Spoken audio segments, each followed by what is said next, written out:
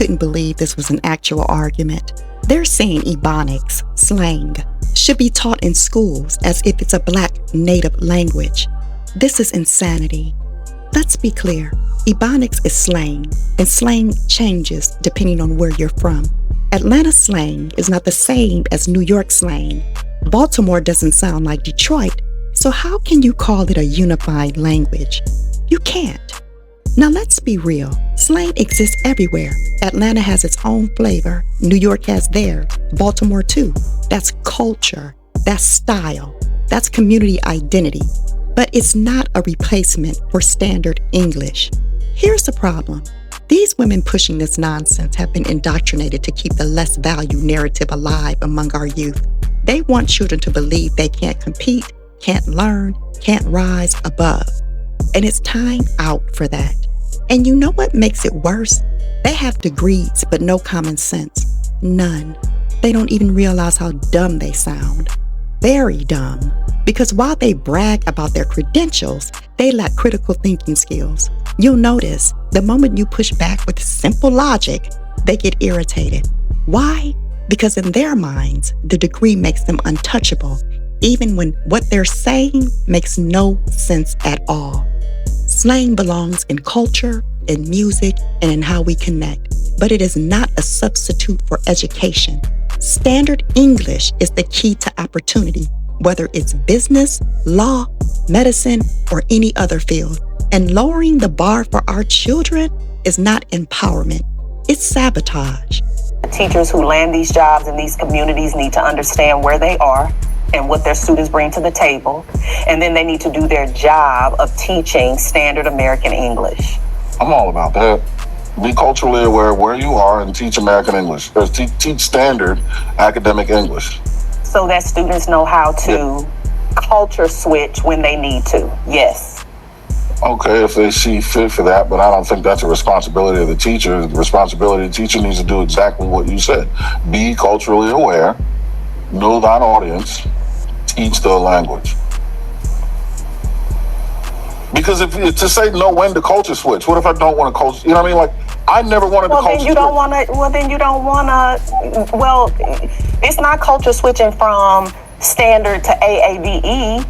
We're teaching the kids to go the other way so that they can go out into the world and speak in a way where they can be recognized, acknowledged, get the job, get the college, get, whatever it is, right? We want them to be able to have that common language so that they can matriculate through society. But they can do that without giving up their home language. They don't have to give up their home language to do that. So we don't have to tell them that to give it up or not. Let me ask a question. So I'm fixing. Do you have to denounce I'm fixing in order for them to learn their proper way to say I'm about to, I'm going to? How do you do you have to speak emphatically against it, saying this is incorrect? This is how you would form that sentence. Do you have to do that in order for the child to learn? Well, yeah. I don't believe so. Okay, and I'm seeing an issue. It's at the home, and apparently it's at the schools too. Because what you guys think relatability is you're leading people down a path in which that they're not able to recover from like you think they are. This whole code switching thing, they're not at that point. They don't understand it well. And the reason why we look at the test scores is because we can see the understanding and it's lacking. And I just don't understand what you guys are trying to promote. So I be talking, or what would you say, Tim? He coming, what were the sentences? Don't you have to say that's incorrect? Here's the correct way to say it. No. You can say he funny. Okay. Yes. That's wrong. No. Well, hold on. I'm talking now, right? I don't want anybody to answer me in on a diatribe. I'm just setting the stage so you guys understand, right? So here's what I'm saying. He be talking, right? He's talking, he is talking. He be talking is incorrect. Isn't that how you would teach that or reinforce it? Or are you saying you justify saying you can speak grammatically incorrect in your house, but in front of people at school, in front of somebody you deem important, you have to speak grammatically correct? Is that how you would, how would you do that? I wouldn't necessarily even address what's being spoken in the house. I'm hearing Why? because I'm hearing the child speak, so I know what's being spoken in the house. So The child no, is but you're speaking, saying and that that tells me. you're saying that you're letting it live, right? So how does this No. conversation go? So the child say, I be fixing, or whatever the case is. No. This is the one I want. I want he be talking. Let's He be address talking. He be Yeah. talking. Mhm. So I would first help the child to understand what the perpetual be is. It implies time, always. So he be talking is essentially saying he's talking all the time, right? So I want the child to understand the grammatical part of it. And then I ask them, how would you say that in academic language? How would you change he be talking into an academic sentence or statement? So you don't let them know that they said it incorrectly. They said it incorrectly for the situation that we're in, yes. But So it's you're not saying- wrong. So you're saying grammar, right? If they Standard write academic grammar, yes. academic grammar, right? That's Academic. accepted overwhelmingly. You wouldn't say to that student that you said that incorrectly. Here's the I would- understanding about B. Here's why. Here's like you wouldn't correct it in that way. I don't need to tell the child that his home language is wrong or incorrect. I don't need to do that. Okay, and All I need to do is help the child. All I need to do is help the child Yeah. to know how to say it properly when in that situation. Okay, so they get to speak grammatically incorrect at home, right? Based on standard English. Well, and then well, everywhere get else, and you're saying that they're supposed to discern when or not to use their home language. Well, get to him like that. That's what they're speaking. They're coming to us already with this language. So why is there no correction as teachers? And this is why, and now I just gave you the correction. No, I'm starting to see it more and more, right? Coaches don't actually do that, right? And that's why we're more effective. Now I'm understanding it, right? So what Well, happens? you thought that anyway. Well, no, I'm seeing it now, especially, right? Because you give credence to things that don't deserve any credence, right? What So when credence kids did I do- give? I'm gonna finish talking and then you can retort. All right, let's do it like that now. Okay, all right. So when I'm coaching a kid, right, in terms of a technique, right, I teach the technique. He don't get to add nuance because his nuance is incorrect, right? It's leading him down a bad path. You understand? When the kids are sagging, not speaking, not saying yes sir, no sir, you correct that so that they don't perpetuate that poor behavior, right? So I don't say you can go sag in front of your mommy. No, you don't sag your pants because that's not what men do. But y'all are giving so much credence to things that have no value and that we expect for the kids to be successful. That doesn't make any sense. And then we start complaining about systemic things. This is a systemic thing that we're addressing, right? Systematically, we didn't have education, but systemically, we are perpetuating this thing that does not help us. And I just don't understand. I digress. Go ahead, Dr. G. Not digress, 'cause I want to stay on the conversation, but I'm going to be quiet. Well, I think that when you're comparing it to football, I think it's a very simple thing. You either do this I didn't say correctly anything or about you football. do it wrong. Like it's I didn't like say that. anything about football. Well, didn't you just give an example of someone sagging their pants or things of that nature? not That was football. your, That's not football.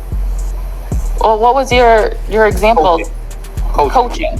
Well, I'm saying, when you're coaching, there's a standard. There's this is right and it's a black and white situation. And when we're coming into this, it's not black and white. Why? It's not a black and white situation when we're dealing with children. And I think that's what it's hard to just be able to take one piece out because we keep talking about test scores. One point of clarification. Huh? One point of clarification. Are you saying that grammar is not black and white? I'm saying that I think it's more complex than just a black and white thing. So let me ask you a question.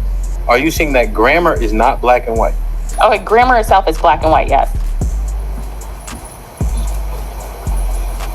But I think what happens is it's not a simple fix because like I keep saying, okay, everyone comes in speaking proper English.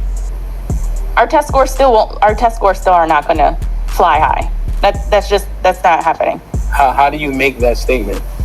because there's so many different factors that goes into the reasons why that happens, that they can speak proper English, but maybe they don't have the amount of vocabulary words that are needed. They can say 5 words correctly. They can say, I want to eat. That's proper English. They're coming in with that, but that doesn't mean they have the robust vocabulary that is needed. Or they have, a 4th grader, you said speaking proper English, right? Which means the phonetics go with that, right? Because if you have words on a piece of paper, but you say fixing at your house all the time, you don't have the identification tool, right? And I just don't understand how teachers, people who are expert, can't see this for plain for what it is.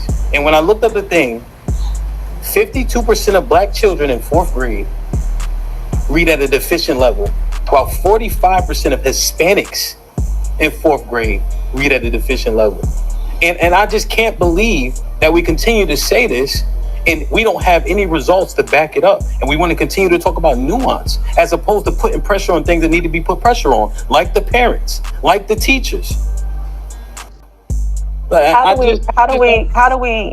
you suggest we pressure parents? Reinforce, right? So the actual homework that goes home, right? And when it doesn't get done and it's not correct, teachers don't call, teachers don't care. I've heard teachers talk and say as much about they don't care, right? And then y'all complaining about the money that y'all not getting. Okay, Hamp, hold on. You putting too much. You putting too many layers on it. My question Dr. Watson was, put a bunch of layers on it. Dr. G, you didn't say anything. She said something about it's the teachers, and then the mom is working hard, and then the and that's what I'm addressing. I'm addressing the. Hold on, wait, Dr. G, take this walk with me. Dr. Watson said a whole bunch. The mom got 6 jobs. Who the fuck? She don't get tired. I heard that song, right? I know who Kevin Gates is. She can't fool me with that. But she added all this stuff in that we're not talking about. But we are talking about it. You all want to lay it at the feet of the parents, and nobody is disagreeing with that, right? My question to you is, the parents aren't doing it, so now what? No, that's not how solutions work, right? See, listen, I'm trying to get you to understand that we still have a job to do. Very little I misunderstand.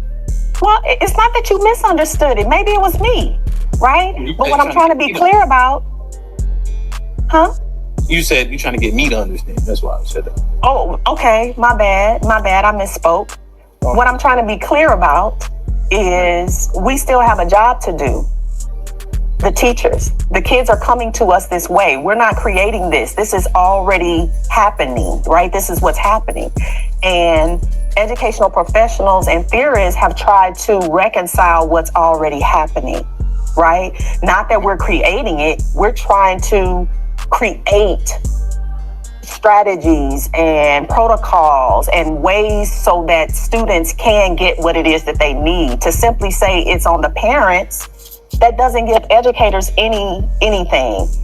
And another point that Dr. Watson made was that it's so many different layers to this. There is no system in America that has worked out for Black men, Black boys, Black people. Every system in this country is somehow disenfranchising Blackness. Why would we expect anything different from education? Education is the one field that could actually liberate. Why would it not be a part of the system that all these other systems, judicial, medical, you know what I'm saying? Like, let me get this, Aaron, right? I also want us to be very mindful of what we're saying about our people and our culture, right? They are not adept. They cannot service or help their kids. They can't reinforce standard English and grammar at their houses. So now what, right? Because I didn't say that. I said it's not happening. I didn't say they couldn't. Now, here's the thing about decorum, right? I'm just telling you, right? This is the second time I called it out. Okay, I'm just saying. But I just want us to hear it. The parents can't do it. The parents can't help us. The parents will not. So now what? Right? That was what was posed to me. Aaron, I'm bugging. Oh. I just not want what us I to s- realize. Oh, okay. Realize you have the opportunity. I just want us to realize what we saying about our people. I never said couldn't. I never said couldn't. You said they're not. I said it's not happening. Whether they can or can't, the end result is it's not happening. So now what, right? Right. And so it's on the teachers now to try to make up the difference. I know what I'm doing. It's 260 people here, right? So I love all of y'all, right? I'm talking to y'all. But I also want us to understand what we saying our people are incapable of, or at the very least unwilling to do, right? We don't have the results. They haven't stepped in, so now the teachers got to do all the heavy lifting, right? That just shows what it says about our people. We don't have no faith. We don't have what? Faith in us being to help our children. That's not true, and that's not what I'm articulating anyway. I've never ever diminished us as a people. I'm simply looking at the facts of the matter. That's it. I'm looking at the raw facts. I get it. Sure, perhaps it should happen at home. Absolutely, parents are responsible for what they create. Their children, their debt, everything that they create, they're responsible for. Absolutely. What we have to do, however, is service what shows up. That's what we do as educators. We deal with what shows up. You correct. And so whether parents can or absolutely, I'm teaching children how to matriculate into society. They can't do it speaking their home language. So I teach them standard. So Have you ever? Listen, Dr. G, you know what I ain't gonna do for $45,000 is raise your kids. Go ahead, Aaron. Ever heard the phrase, those who can't do, teach? I don't know if people know what the origin of that is, but there was a job they wanted to do. That job was unavailable, so they became teachers. All right? Nasty work. And a lot of you niggas who are working at Amazon, go ahead and get you a teacher certificate. Because we need y'all in this school, boy. they in here teaching, hooked on phonics and AAEV and ABCD and some others, LGBT. Y'all niggas get the fuck in the school. They be tripping. Yeah. Get in these schools, man. All right? These women... I love y'all. I appreciate y'all. Be safe and do the right thing, man. Like and subscribe. Tell a friend to tell a friend. And we out. We out. So parents, here's the bottom line. Our kids can learn. They always have. But it starts at home. We need to teach them values, discipline, and competence, not victimhood. This push for Ebonics in schools is not about helping kids. It's about keeping them down. And it has to stop.